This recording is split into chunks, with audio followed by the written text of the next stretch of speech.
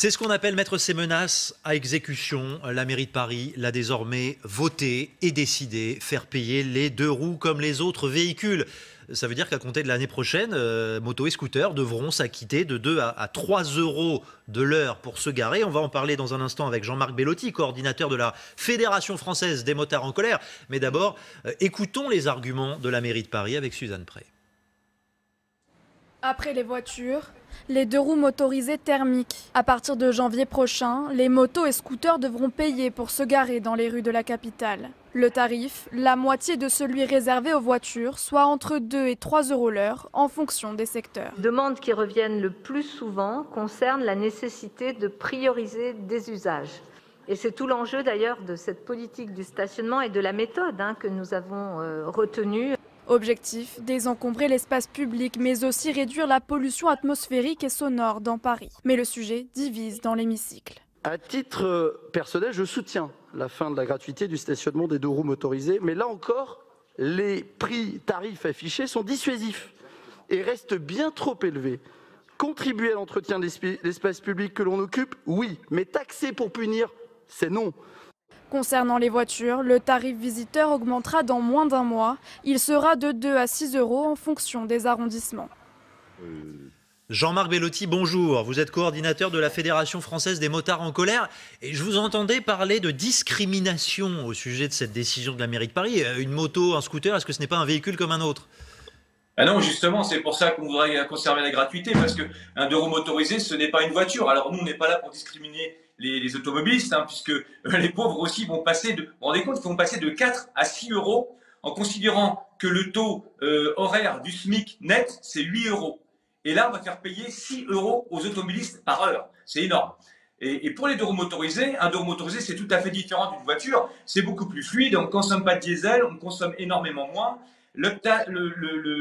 L'espace public est optimisé, l'espace extérieur est optimisé, notre espace intérieur est optimisé aussi puisqu'on est un ou deux sur un véhicule de roues motorisé, alors que souvent on voit les automobilistes qui viennent travailler dans Paris, et ils sont une personne par voiture de 4 à 6 places. Et le pire là-dedans, c'est que c'est encore les banlieusards qui vont être taxés et qui vont être punis par ces mesures. Parce que des gens qui ne peuvent plus déjà habiter à Paris parce que les loyers sont trop chers, qui se sont excentrés, du coup, maintenant, on va leur demander de repayer à nouveau un octroi pour pouvoir venir travailler. C'est complètement hallucinant. Et ça, c'est pas une politique sociale de la part d'une mairie socialiste. Non, mais c'est une politique écologique, dit la mairie socialiste en l'occurrence. C'est son argument, c'est le sens de l'histoire, dit-elle. Eh bien oui, le sens de son histoire. Parce que si on voulait adopter une politique écologiste, justement, on devrait reconnaître le deux roues motorisé de par les avantages et les plus-values qu'il apporte en termes de fluidification du trafic. Donc ça, effectivement, ça serait pas mal. Mais aussi, il faut savoir que la mairie a pratiquement 7 milliards de dettes. 7 milliards de dettes. Et qu'en fait, c'est juste une histoire d'argent, puisque moi, j'ai discuté avec les élus politiques de tous bords, qui sont au conseil municipal de Paris. Et la plupart disent que c'est justement pour essayer de ramasser encore un peu plus d'argent. Et ça, c'est un vrai souci aussi, parce qu'on nous vend ça par de l'écologie. Or, un deux roues motorisé, encore une fois, ça contribue à la fluidification du trafic et donc à une meilleure écologie dans les grands milieux urbains. Ce qui risque de faire beaucoup d'argent au passage, parce que vous avez une idée de combien de deux roues circulent à Paris ?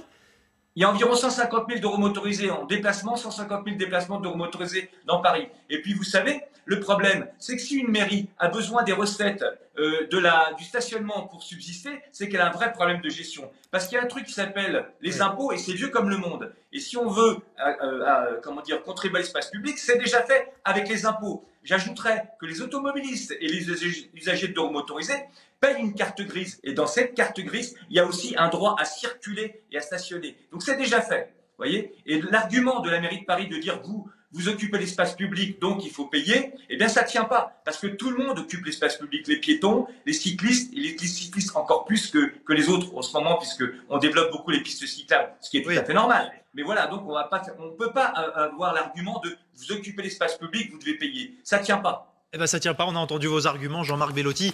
Il faudra payer en deux roues, il faudra payer plus également pour le stationnement des mois d'août. J'ajouterais que proportionnellement, on paye plus que les automobilistes puisqu'on va payer 50% du prix alors que dans une place de voiture, on met entre 3 et 4 deux roues motorisées. Et on là, a entendu vos arguments, Jean-Marc Bellotti, merci. On a compris que vous n'étiez pas du tout convaincu par évidemment la volonté de faire payer les deux roues.